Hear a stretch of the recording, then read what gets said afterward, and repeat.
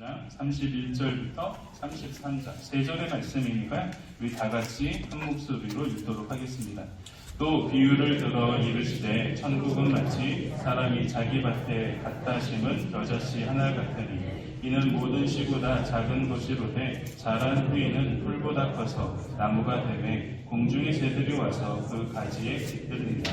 또 비유로 말씀하시되 천국은 마치 여자가 가루 서말 속에 갖다 넣어 전부 부풀게 한 누룩과 같으니라. 아멘. 이 시간 작지만 확장되는 하나님의 나라라는 제목으로 말씀 증거하도록 하겠습니다. 여러분, 전 세계의 사람들이 사용하는 스마트폰 있잖아요. 여러분들도 쓰고 계시는 스마트폰 있으시죠? 그 스마트폰 가운데 가장 큰 영향력을 끼치고 있는 기업을 꼽으라고 한다면 애플입니다. 이 애플 회사에서 아이폰도 나오고요. 제가 쓰고 있는 이런 아이패드도 나오고 컴퓨터 맥북도 나오게 되죠. 이 맥북 등을 통하여서 이 세계를 바꾼 이 기업이 여러분 처음부터 큰 회사로 시작되었을까요? 그렇지 않다라는 것이죠. 1976년쯤에 이 스티븐 잡스의 부모님, 그 부모님의 집 안도 아니라 차고에서 출발했다는 거예요. 그 차고에서 바로 첫 번째 애플 컴퓨터를 사진에 보듯이 이 스티브 잡스가 손으로 직접 만들었다라는 것이죠. 여러분, 이 모습을 실제로 지켜본 사람이 있었다면 아마 이렇게 생각했을 것입니다. 저렇게 작은 곳에서 무슨 대단한 일이 일어날 수 있겠냐, 이런 생각을 할 수 있죠. 하지만 여러분, 그 작은 차고에서 시작된 회사가 지금 온 세상 사람들의 삶의 패턴을 완전히 바꿔놓았다라는 사실입니다. 애플뿐만 아니라 인터넷 쇼핑몰 가운데 아마존이라는 것도 있고 구글이라는 회사도 있어요. 여러분, 이 모든 회사들 역시도 지금 이 세상을 움직이고 있는 거대한 기업으로 성장했지만 그 시작을 보면 작고 초라하고 보잘것없는 곳에서 시작했다라고 할 수 있습니다. 여러분, 그런데 우리는 이런 이야기들이나 영화를 접하면서 감동을 받아요. 근데 감동을 받기는 하지만 정작 우리의 현실에서는 작게 시작하는 것을 별로 좋아하지 않습니다. 기왕이면 조금 더 크게, 매장을 내도 좀 더 큰 곳을 바란다는 것. 왜 그럴까요? 세상은 늘 큰 것, 화려한 것, 눈에 띄는 것에 열광하기 때문입니다. 그래서 작음보다는 큰 것을 선호하고 숫자가 힘이라고 믿고 이름이 알려지는 것이 성공이라고 생각합니다. 그런데 오늘 본문을 통해서 예수님은 그렇지 않다라는 것을 두 가지 비유를 통하여 우리에게 말씀해 주고 계신다라는 것이죠. 바로 겨자씨 비유와 누룩 비유입니다. 마태복음 13장 31절부터 33절까지의 말씀 한 번 더 읽도록 하겠습니다. 또 비유를 들어 이르시되 천국은 마치 사람이 자기 밭에 갖다 심은 겨자씨 하나 같으니 이는 모든 씨보다 작은 것이로되 자란 후에는 풀보다 커서 나무가 되매 공중의 새들이 와서 그 가지에 깃들이니라. 또 비유로 말씀하시되 천국은 마치 여자가 가루 서말 속에 갖다 넣어 전부 부풀게 한 누룩과 같으니라. 아멘. 여러분, 두 비유의 공통점은 매우 작다라는 것입니다. 그 작음을 통하여 예수님께서 말씀하고 계시는 메시지도 분명합니다. 하나님의 나라는 크기에서 시작되는 것이 아니다라는 것. 하나님의 나라는 오히려 작은 것에서 시작해서 크게 확장된다라는 것을 말씀해주고 계세요. 그러므로 여러분, 오늘 우리가 이 겨자씨 비유와 누룩 비유를 통하여서 하나님 나라는 어떻게 확장하게 되는지 세 가지 원리를 함께 나누려고 합니다. 그렇다면 이 땅에 임한 하나님의 나라는 어떻게 확장될까요? 첫 번째 원리는 하나님의 나라는 작은 데서 확장된다는 것. 여러분, 이를 알기 위해서는 이 비유의 핵심을 알아야 합니다. 먼저 예수님께서 하나님 나라를 겨자씨 하나에 비유하고 계세요. 여러분, 겨자씨는 이 배춧과의 1, 2년생 정도 되는 식물로서 맵기도 하고 향기가 나기도 합니다. 그래서 약재에 쓰이기도 하고 양념에 쓰이기도 하지만 화면에서 보시듯이 이 씨앗만 놓고 보면 매우 작다라는 거죠. 거의 보이지 않는다라는 겁니다. 그런데 여러분, 다른 씨앗보단 너무나도 작지만 이 안에는 생장력, 여러분, 생장력이라는 것은 나서 자라는 능력을 생장력이라고 합니다. 이 생장력이 너무나도 뛰어나다 보니까 보통은 1m 정도 자란다라고 해요. 그런데 이 팔레스타인의 환경 속에서는 너무나도 잘 자라서 화면에 보시면 사람보다 더 큰 정도, 약 3m 정도의 그런 나무로서 자라기 때문에 오늘 본문에 새들이 와서 깃든다라고 말씀하고 있어요. 유대인 가운데는 이 겨자씨 나무를 통하여서 이 정원수로 심기도 할 정도로 상당히 커진다라는 것이죠. 여러분, 이 비유를 말씀하신 다음에 예수님은 곧바로 누룩의 비유를 말씀하고 계세요. 누룩은 빵이나 술을 발효할 때 넣는 발효제잖아요. 이스트라고 하죠. 이스라엘 사람들은 쌀을 먹지 않습니다. 밀과 보리떡을 먹는데 반드시 발효시켜서 먹는다. 왜냐하면 발효를 시켜야 맛도 있고 먹기도 편하고 양도 많아진다라는 거죠. 만일 발효하지 않고 굳게 되면 어떻게 되면 부서지고 딱딱하고 맛도 없고 먹기도 힘들어요. 여러분, 누룩 없는 빵, 우리 성경에 보면 6월절에 누룩 없는 빵인데 그 모습이 딱 어떤 모습이냐면, 여러분, 그 과자 가운데 참크래커 아세요? 참크래커? 근데 참크래커는 이게 얇잖아요. 그게 딱 누룩 없는 빵의 모습인 거예요. 누룩을 안 넣으면 그렇게 부서지고 딱딱해. 그나마 그건 소금기라도 있으니까 짠맛에 먹을 수 있는데 이 빵은 아예 소금기도 없고 누룩도 안 넣어서 약간 먹기도 힘들고 소화도 힘들다라는 거죠. 여러분, 이처럼 겨자씨와 누룩 비유의 핵심이자 공통점은 매우 작지만 나중은 크게 확장된다라는 것이죠. 결국 하나님의 나라의 시작은 작지만 그 끝은 절대로 작지 않다라는 것을 우리에게 보여주고 있어요. 여러분, 예수님을 한번 보십시오. 예수님은 화려한 궁전에서 태어나지 않으셨어요. 유대의 작은 고을 베들레헴에서 태어나셨다.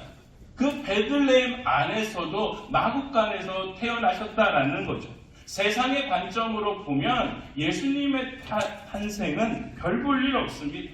하지만 그 마구간에서 태어난 한 아이를 통하여 모든 인류의 죄가 구속받게 되고 세상을 변화시키는 구원자가 이 땅 가운데 태어나게 되었다라는 거예요. 예수님의 제자들도 또 어떻습니까? 갈릴리의 어부들, 세상에서 외면을 당하고 있는 또한 세리들, 열성당월들, 한 사람 한 사람을 면면을 보면 엘리트가 하나도 없습니다. 화려한 학벌도 없고요. 높은 계층에 앉아있는 사람들도 없습니다. 그리고 인원도 고작 12명에 지나지 아니한다라는 거죠. 그런데 이렇게 보잘것없는 소수의 사람들이 세상을 변화시키는 복음의 초석이 되었다라는 사실이죠. 여러분, 숫자가 중요했으면 예수님은 로마의 군대를 이용하셨어요. 하지만 예수님이 선택한 사람은 12명입니다. 여러분, 이것이 자금의 신비라는 거죠. 이 자금의 신비를 자세히 볼 수 있는 곳이 초대교회입니다. 여러분, 초대교회 시작도 미미했어요. 자신들이 죽을까봐 숨어 있었죠.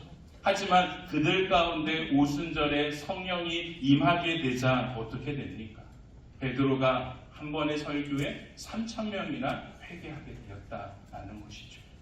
그들이 모여서 말씀을 듣고 교제를 나누고 기도에 힘쓰자 어떤 결과가 그들 가운데 벌어지기 시작했습니까? 사도행전 2장 47절의 말씀 같이 읽겠습니다. 하나님을 찬미하며 또 온 백성에게 찬송을 받으니 주께서 구원받는 사람을 날마다 더하게 하십니다. 날마다 더하게 하셨다. 작은 무리가 큰 무리가 되었고 그 큰 무리가 되어서 결국은 어떻게 됩니까? 그 작은 공동체가 당대에 가장 강했던 로마라는 제국을 무너뜨리게 만들었다라는 사실이죠. 여러분, 이와 같은 역사는 한국 기독교의 역사 속에서도 찾아볼 수 있습니다. 기독교가 불법이던 조선시대 선교사들이 들어오기 전에 이미 한글로 번역된 성경책이 우리에게 있었습니다. 누군가 건넨 그 작은 성경책 한 권이 사람을 변화시켰고요, 마을을 변화시켰고요, 이 땅에 복음의 불꽃을 불타오르게 했다. 여러분, 이것이 하나님 나라의 신비이고 하나님 나라의 방법이라는 것. 처음은 작지만, 처음은 보잘것없지만, 처음은 아무것도 없는 것처럼 보이지만 그 하나님의 나라가 임하게 되면 크게 되고요, 별 볼 일 없는 것이 아니라 너무나도 그 안에 주시는 하나님의 은혜가 펼쳐지게 된다라는 것을 말씀해 주고 있습니다. 하나님은 우리의 큰 능력을 보고 일하시는 분이 아니겠습니다.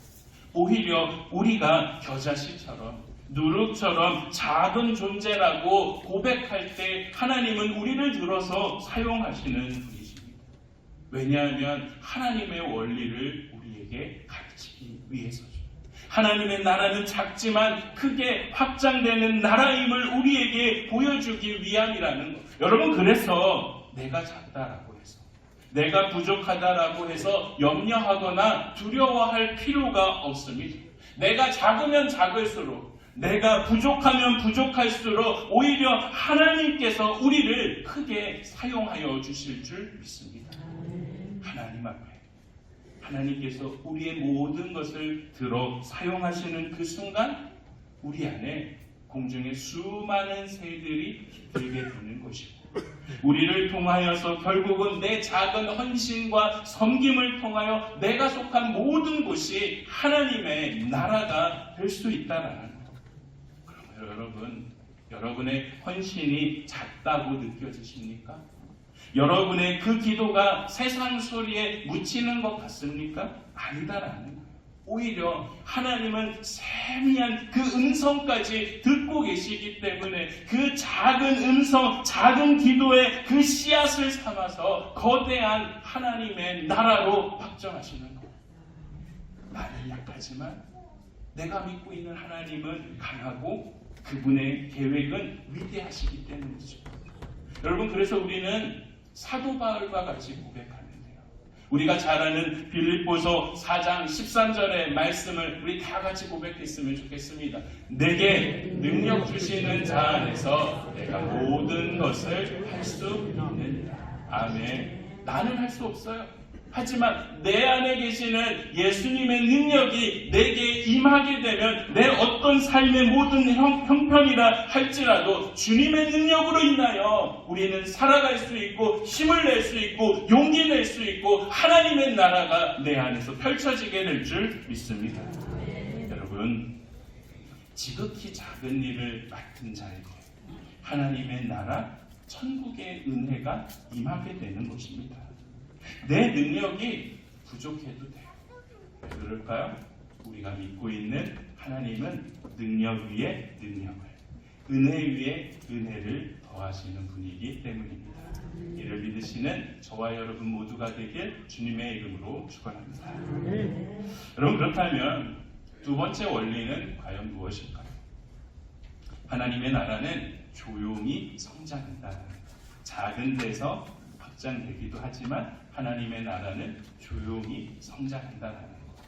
여러분, 겨자씨를 한번 보세요. 야, 나 이제 클 거야. 내가 오늘 1cm 클 거야. 이렇게 요란하게 소리내고 키지 않아요. 어느 순간 밤낮 자고 일어나니까 어느새 나도 모르는 사이에 겨자씨가 한 뼘 커 있는 그 모습을 우리는 보게 돼요. 조용하게 성장하죠. 그러나 꾸준히 성장한다라는 것이죠. 누룩도 마찬가지입니다. 반죽 속에 소리 없이 침투하여 전체를 부풀린다라는 것. 여러분, 이와 같이 하나님의 나라는 조용하지만 꾸준히 끊임없이 성장하고 변화하는 나라임을 우리에게 말씀해 주고 있어요. 여러분, 그런데 이 조용하고 강력한 성장과 변화의 원동력은 과연 어디서부터 올까요? 바로 생명입니다. 바로 그 안에 생명이 있기 때문에 죽은 것처럼 보이지만 오히려 그 안에 생명을 품고 있기 때문이죠. 영국의 고고학자들이 이 이집트 피라미드를 연구하다가 미이라를 발견하게 됐습니다. 그리고 그 미이라와 함께 그 미이라 스폰에 한 꽃이 있는 것도 함께 발견하게 됐습니다. 여러분, 그런데 이 꽃은 무려 3000년 동안 그 형태를 잘 유지하고 있었어요. 근데 외부의 공기가 들어오게 되자 어떻게 됐냐면 꽃씨만 남겨놓고 모든 것들이 산산조각이 나버리게 되었습니다. 여러분, 이렇게 남은 꽃씨를 학자들이 심자 어떻게 됐을까요? 싹이 올라왔고 잎이 나왔고 아름다운 꽃이 피게 되었다라는 거예요. 여러분, 그것을 발견한 이 스웨덴 학자의 이름을 따서 그 꽃의 이름이 다알리아입니다. 여러분, 이 꽃, 이 작은 씨앗이 3000년이라는 그 시간을 견뎌서 꽃을 피울 수 있었던 힘이 어디 있을까요? 바로 그 씨앗 안에 담고 있었던 생명력 때문이라는 사실이죠. 그렇다면 하나님 나라의 생명력은 과연 어디서부터 올까요? 하나님의 말씀입니다. 여러분, 예수님은 이 마태복음 13장의 비유를 통하여 우리에게 분명하게 말씀하고 계세요. 누가복음 8장 11절의 말씀에 이 비유는 이러하니 씨는 무엇이라고요? 하나님의 말씀이다. 마가복음 4장 14절에도 말씀하십니다. 뿌리는 자는 무엇을 뿌린다고요? 말씀을 뿌린다라고 말씀하고 있죠. 여러분, 이 생명의 말씀이 우리의 마음에 심겨지면 마치 누룩이 반죽 전체를 부풀어 오듯이 조용하지만 강력하게 우리를 변화시킨다는 거예요. 구체적으로 무엇을 변화시킬까요? 먼저는 성품을 변화시켜요. 여러분, 성품이 변한다는 것은 항상 저는 제 자신을 보면서 알아요. 10대 때 저를 아는 사람들은 저에 대해서 상당히 박하게 평가합니다. 그런데 20대 때부터 저를 알고 지낸 사람들은 상당히 후하게 평가해요. 왜 그런 줄 아세요? 하나님의 말씀이 제 안에 심겨지고 그 말씀으로 인해서 제 모났던 부분들이 조금씩 깎일수록 깎여가면서 부드러워졌기 때문이다라는 거예요. 제 성품이 10대와 20대는 완전히 다르다라는 거예요. 성품뿐만 아니라 가치관도 변한다라는 거죠. 예전에는 내 마음대로 살아갔어요. 그랬던 인생이 어느새 내 마음대로 살아가는 것이 아니라 주님의 뜻대로 순종하고 살아가는 변화된 우리의 모습들을 어느 순간 내 자신이 발견하고 내 스스로에 놀라는 거예요. 무엇 때문일까요? 생명의 말씀이 가치관을 바꿔놓았기 때문에. 그 가치관이 바뀌자 삶의 방향까지도 완전히 바뀌게 되었다. 그래서 여러분, 세상의 관점으로 살아가지 않는 거예요. 하나님 나라의 관점으로 살아가다 보니까 돈과 성공에 대한 부분의 시선들이 달라졌다라는 거예요. 그냥 우스갯소리로 예전에는 제 머리가 큰지 몰랐거든요. 근데 도대체 이 큰 머리는 어떻게 해결이 안 되잖아요. 약간 컴플렉스였어요. 그리고 제가 좀 다리에 털이 많거든요. 근데 반바지를 어렸을 때는 안 입었어요. 창피해가지고. 근데 어느 순간인가 이제는 반바지 입고 다녀요. 그리고 머리에 대한 것도 없어요. 왜 그럴까? 그냥 쉽게 얘기해서 하나님 나를 이렇게 창조하신 거예요. 하나님 나를 이렇게 귀한 존재로 만드셨는데 이게 내 존재이고 내 의미인데 이 사실을 깨닫게 되니까 내 마음에 하나님 나라가 펼쳐지기 시작하니까 그런 것들, 세상이 말하는 외모, 세상이 말하는 조건, 세상이 말하는 기준들이 내 기준과는 별반 달라지게 되는 거예요. 하나님이 내 삶의 우선순위가 되고 하나님의 말씀에 순종하다 보니까 이제는 그 모든 것들을 생각하지 않고 나를 먼저 생각하기 전에 남을 먼저 생각하게 되는 삶의 모습으로 완전히 삶의 방향이 바뀌게 되었다라는 것. 작은 누룩이 밀가루 반죽 전체를 변화시키듯 내 안에 심겨진 그 말씀이 내 모든 삶의 환경과 기준을 나도 모르는 사이에 완전히 바꾸어 놓았다라는 사실입니다. 성경책을 파는 조선 상인들이라는 책이 있어요. 여러분, 이 책이 어떤 내용이냐면 화면에도 나와 있지만 우리나라 사람들이 언제부터 우리 그린 한글로 성경을 읽게 되었는가, 그리고 분명히 우리가 한글로 읽을 수 있기까지 누군가는 성경을 번역했을 거 아니에요, 한글로. 그리고 누군가는 그 성경을 전해주었을 거 아니에요. 그러니까 이 질문에서 이 책은 시작해서 이 과정들을 찾아가는 내용을 다룬 것이 이 성경책을 파는 조선 상인들입니다. 여러분, 이 책 한번 사셔서 꼭 읽어보셨으면 좋겠어요. 우리 교회, 우리나라 한국 기독교가 이렇게 됐구나라는 부분들을 알 수 있어요. 여러분, 이 책에 보면 칼 구출라프의 이 선교사 이야기가 나옵니다. 이 칼 구출라프가 누구냐면 우리나라 최초의 개신교 선교사예요. 근데 이 선교사가 이 중국어와 일본어가 능통한 사람이었거든요. 그래서 이 충남 고령 쪽에 안면도가 있잖아요. 그 안면도 밑에 보면 고대도다는 섬이 있습니다. 근데 그 섬에 한 달 가량 머물면서 그 마을 주민들에게 무엇을 알려줬냐면 돼지 감자. 이 돼지 감자 씹는 방법을 가르쳐 준 거예요. 돼지 감자. 근데 이 돼지 감자를 그들에게 파종하는 법을 가르쳐 주면서 나눴던 대화가 이 대화입니다. 이 대화를 한번 보세요. 이 씨앗을 심으면 돼지 감자가 나오지요. 고맙습니다. 그런데 이 돼지 감자 씨앗만큼이나 중요한 책 한 권을 내가 함께 드리죠. 어떤 책이에요? 아주 귀한 책입니다. 사람들이 이 책을 읽으면 돼지 감자보다 더 큰 열매를 얻게 될 것입니다. 돼지 감자보다 더 큰 열매를 맺는다고요? 그게 어떤 열매예요? 하나님이 주시는 지혜의 열매이지.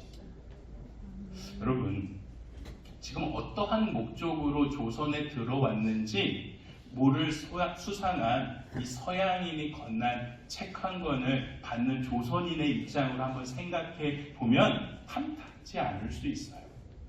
도대체 이 사람이 어떠한 목적으로, 아까 우리 한국 사람들이 막 이렇게 웃으면 조선은 왜 나한테 웃지? 이렇게 생각하는 것처럼 한국 사람은 그렇게 생각한다는 거예요. 하지만 여러분, 그렇게 전해진 성경책이 조용히 조선의 문을 열기 시작했다는 거예요. 그리고 시간이 흘러서 이 규출라프 선교사 이후에 우리가 잘 아는 이야기가 등장해요. 사회 시간에 한 번 정도는 봤을 제너럴 셔머노 사건이 등장한다는 거죠. 이 대동강변에 도착한 첫 번째 개신교 선교사 가운데 순교자인 토마스 선교사 이야기가 등장합니다. 여러분, 이 토마스 선교사 화면에도 나와 있지만 나가서 내려와서 돌아다니면서 복음을 제대로 전하지 않았어요. 그냥 내리자마자 화면에 보시는 그림처럼 순교를 당하게 됩니다. 여러분, 그때 이 토마스 선교사의 나이가 27세였다라는 것. 그러니까 복음도 제대로 전하지 못하고 죽었다라는 것. 여러분, 그런데 하지만 그때 사람들은 이 토마스 선교사의 순교를 절대로 헛되게 보지 않습니다. 왜냐하면 그의 순교로 말미암아 복음의 불꽃이 타올랐기 때문이라는 것이죠. 여러분, 토마스 선교사를 죽인 사람이 그 옆에 있는 박충건이라는 분입니다. 저 박충건이라는 분이 결국은 누가 되냐면 영주교회의 지도자가 된다라는 것이죠. 또한 토마스 선교사가 이 전해준 그 성경책을 가지고 온 사람이 누구냐면 박영식이라는 학생입니다. 근데 그 박영식이라는 사람이 자신의 방에 성경책을 다 찢어가지고 도배했다는 거예요. 도배. 종이가 귀하던 시절이기 때문에 한 장 펼쳐가지고 여기에는 시편 말씀, 여기에는 마태복음 말씀 다 해가지고 자기 집 방 안을 성경책으로 다 도배했다라는 거. 여러분 그곳이 어떻게 됩니까? 평양 최초의 교회인 널다리 교회가 됐다는 거. 그리고 그곳이 1907년 가장 강력한 부흥운동을 일으켰던 장대현 교회가 되었다라는 사실입니다. 여러분 이 모든 변화는 작은 것에서부터 조용히 일어났다라는 거죠. 바로 성경. 곧 하나님의 말씀에서부터 일어났다라는 것. 이 작은 성경책 한 권, 이 책을 받은 한 사람, 그 처음에는 부정하고 받아들이지 않았지만 어느새 자신도 모르는 사이에 인정하고 고백하게 되었다라는 거죠. 여러분 그렇게 그 한 사람이 변하자 한 마을이 변했고 한 도시가 변했고 한 나라의 영적인 흐름이 바뀌게 되었다라는 사실입니다. 이처럼 지금 이 시간도 조용하지만 강렬한 변화가 우리 안에 일어나고 있습니다. 하나님의 말씀은 결코 멈추지 않고 우리 삶 속에 끊임없이 역사하고 있다는 것. 나도 모르는 사이에 우리는 내가 원하는 삶을 살아가는 것이 아니라 하나님께서 쓰시는 사람으로 빚어지고 있다는 거죠. 예전에 완악했던 모습들은 사라지고 이제는 환하게 주님을 닮아가는 모습으로 살아가는 거예요. 여러분 제가 가장 듣기 좋아하는 소리가 뭔지 아세요? 목사님이시죠? 이 말 듣기가 제일 좋아요. 제 모습 속에서 예수 믿는 사람의 모습이 야 나는 네가 교회 가는지 몰랐어. 이 얘기는 뭐예요? 내가 그 사람에게 예수 믿는 사람의 모습이 드러나지 않는다. 목사님이시죠. 예전에 그 모습들은 이제는 사라지고 주님을 닮는 모습으로 계속해서 변화되겠다. 여러분 이런 변화는 한순간에 바뀌는 것이 아니라 꾸준히 우리가 예수님을 믿는 제자로서 성장하면서 일어나고 있는 조용한 변화라는 사실입니다. 무엇 때문에요? 내 안에 심겨진 그 말씀 안에 담겨있는 생명력이 계속해서 이제는 예수 믿는 하나님의 자녀로서 살아갈 수 있도록 성장할 수 있도록 우리를 계속해서 변화시키고 계신다라는 사실입니다. 여러분 그래서 우리는 감사해요.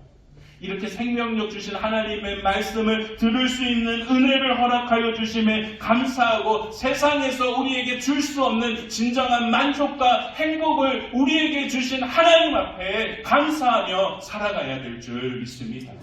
아멘. 근데 여러분 그 말씀의 생명력은 나만 변화시키지 않아요. 결코 내 안에만 머물지 않습니다. 내가 변하는 그 순간 나를 중심으로 주변의 모든 관계와 환경까지 그 영향력이 확장된다라는 것. 왜냐하면 말씀의 생명력은 끊임없이 안에서 밖으로 확장되는 속성을 가지고 있기 때문입니다. 오늘 보면 33절의 말씀 한 번 더 읽도록 하겠습니다. 또 비유로 말씀하시되 천국은 마치 여자가 가루 서말 속에 갖다 넣어 전부 부풀게 한 누룩과 같다라고 말씀하고 계시죠. 여러분 겨자씨와 누룩의 공통점이 무엇이었죠? 작지만 확장된다는 것.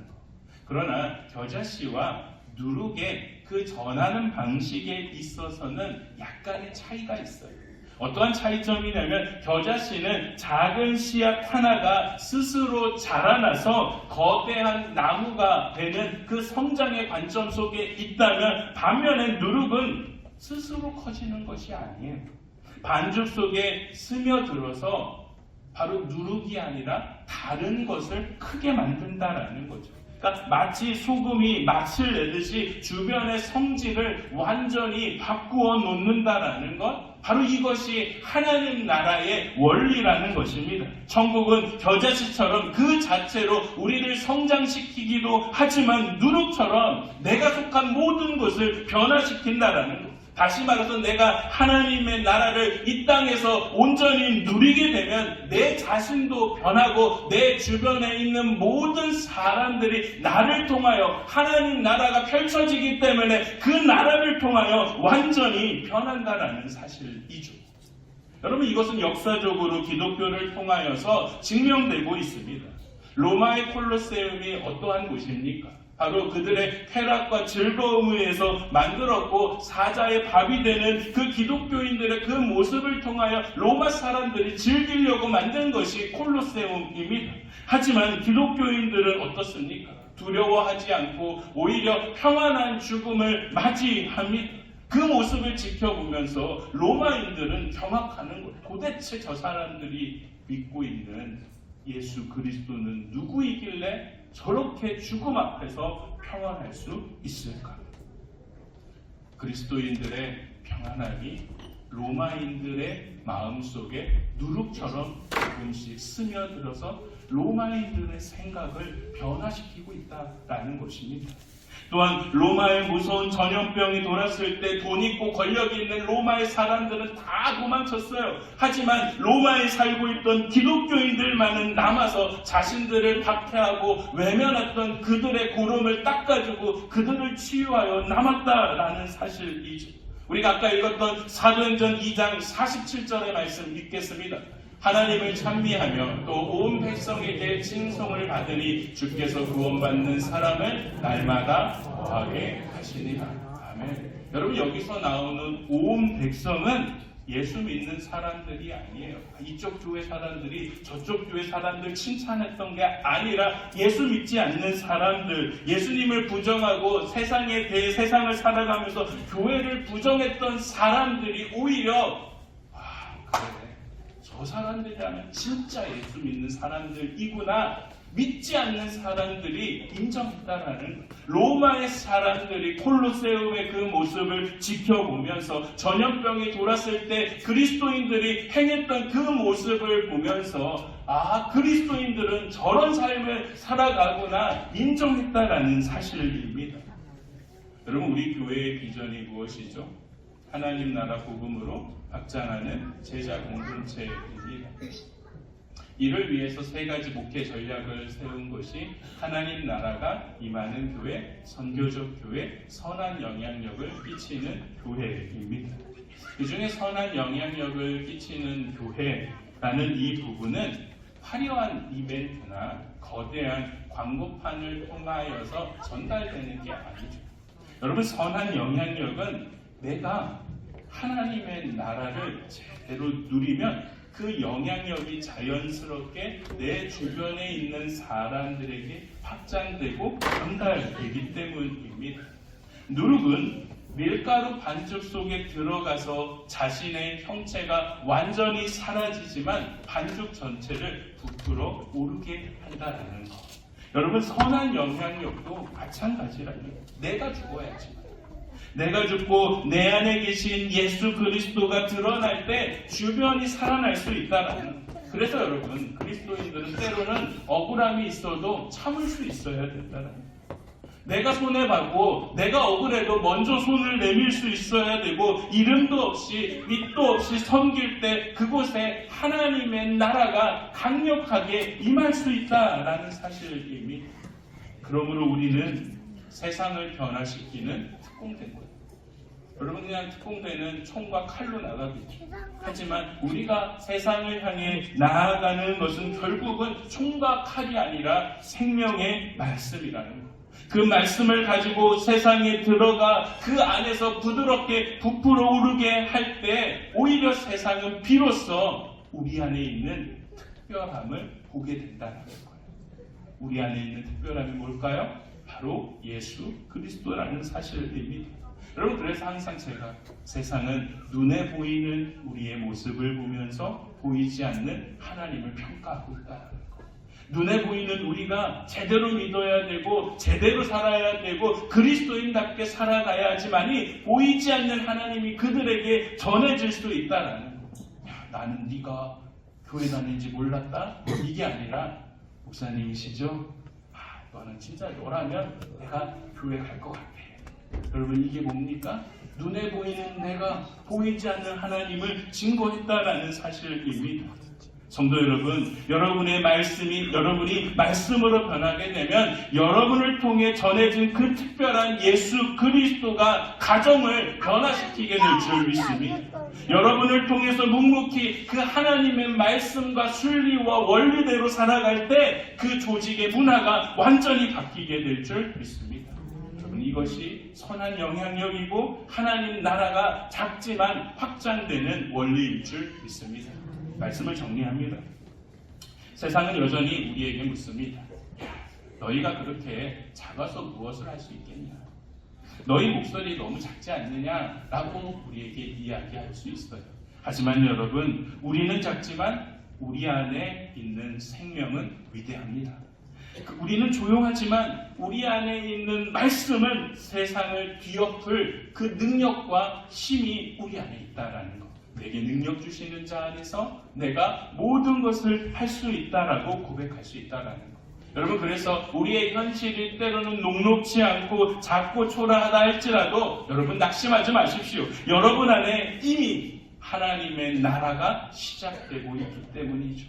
그러므로 여러분의 작은 순종 하나가 큰 나무를 이룰 수 있고 여러분의 진심된 그 눈물 한 방울이 세상의 반죽을 부풀어 올릴 수 있다는 사실을 믿고 한 주간 작지만 확장되는 하나님의 나라로서 살아가시는 저와 여러분 모두가 되길 주님의 이름으로 축원합니다.